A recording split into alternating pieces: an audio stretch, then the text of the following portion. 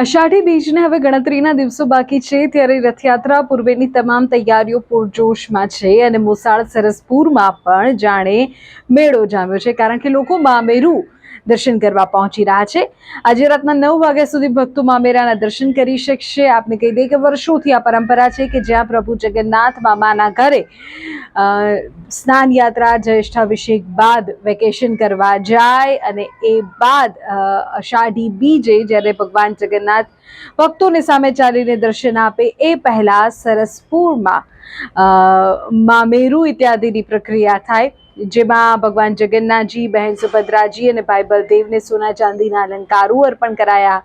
બહેન સુભદ્રાજીને પાર્વતીનો શણગાર અર્પણ કરાયો, ભગવાનને રજવાડી વસ્ત્રો ધરાવવામાં આવ્યા અને છોગાવાળી અણિયાળી પાઘડીની ભેટ આપવામાં આવી।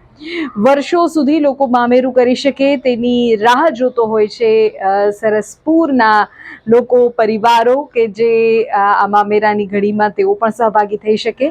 અને આજે જ્યારે અમદાવાદથી એ સમાચાર સામે આવ્યા છે કે રથયાત્રા પૂર્વે ભગવાનના મોસાળમાં આજે મામેરાની જે વિધિ છે તે સંપન્ન કરવામાં આવી છે। સરસપુરમાં મામેરાના દર્શન થયા છે અને ભક્તોને સરસપુરવાસીઓએ ખાસ તો જેઓ મામેરું કરી રહ્યા છે એ પરિવારોએ પ્રભુને સોના ચાંદીના અલંકારો, વિવિધ શણગાર ઇત્યાદિ ભેટ ધર્યા છે અને હવે બસ રથયાત્રાની ઘડીઓ ગણાઈ રહી છે કે ક્યારે રથયાત્રાની વાજતે ગાજતે શરૂઆત થશે। ભગવાનની જ મંદિરથી ગજરાજ અને કર્ણાવતી નગરના વાસીઓને લઈને નીકળશે અને રથયાત્રાના દર્શન સૌ કોઈને આપશે।